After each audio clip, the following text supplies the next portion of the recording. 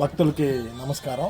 ఈరోజు భోగి సందర్భంగా మా టెంపుల్లో భోగి పొంగళ్ళు పెడుతున్నారు.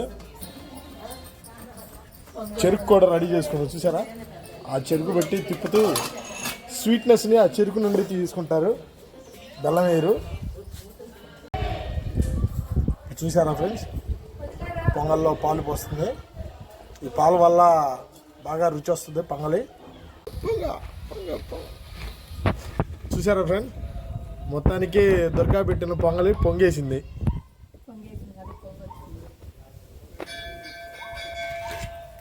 చెప్తుంది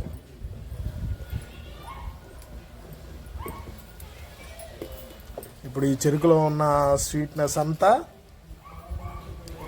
ఈ పొంగల్లోకి వెళ్ళిపోయి పొంగల్ రెడీ అయిపోద్ది.